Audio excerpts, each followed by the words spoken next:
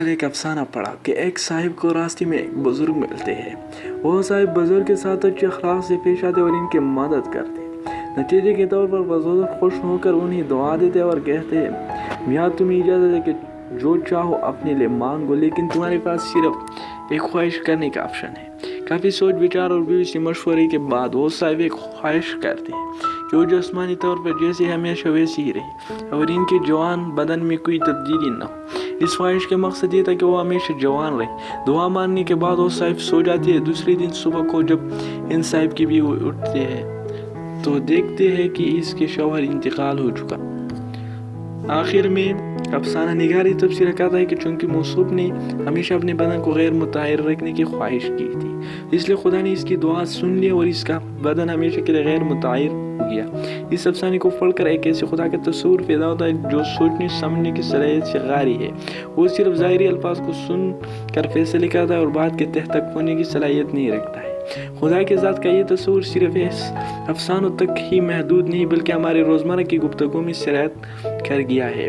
ہم روزانہ اس قسم کی باتیں سنتے ہیں کہ کوئی ایسی ویسی بات منہ سے نہ نکالے کہیں قبول نہ ہو جائے، یا ناکامی پیش آنے پر یہی کہہ دیا جاتا ہے کہ خدا کی یہی مرضی تھی۔ خدا کی بے حکمتی کی باتیں ہمارے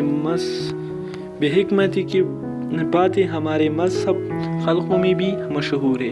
کبھی یہ کہا جاتا ہے کہ خدا چاہے تو کسی صالح مومن کو جہنم اور ابو جہل و ابو لہب کو جنت میں داخل کر سکتا ہے، یا پھر یہ کہ خدا نے تقدیر مقرر کر دی اور لوگوں کو مجبور محض بنا دیا ہے، اس کے باوجود وہ لوگ جنت اور جہنم میں ڈالے گا وغیرہ۔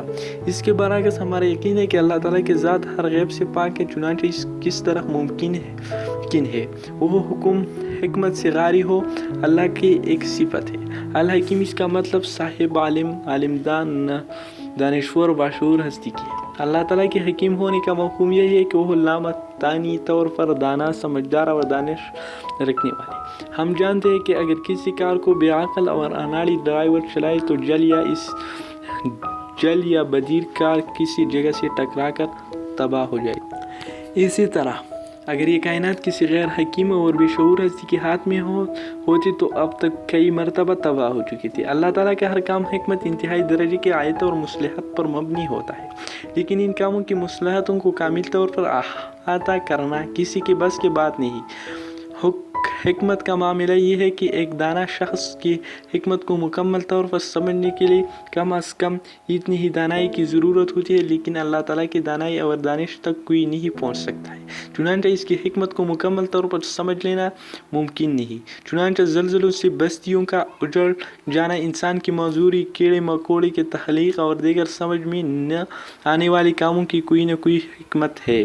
اس حکمت کے ایک پہلو کو اللہ تعالیٰ نے قرآن میں حضرت موسیٰ اور حضور علیہ السلام کے واقعے میں سمجھایا ہے، اس لیے اس دنیا کے بہت سے امور سمجھ سے باہر ہے۔ چنانچہ اللہ کے بارے میں یہ تصور کرنا ایک جرم ہے کہ اس کے فیصلے اللہ ٹپ ہوتی ہے، لہٰذا جو معاملہ سمجھ میں آ جائے اس پر اللہ کا شکر ادا کرنا چاہیے، اور سمجھ سے باہر ہو اس پر اللہ کی حکمت پر اجمالی ایمان اور اطمینان رکھنا ہے۔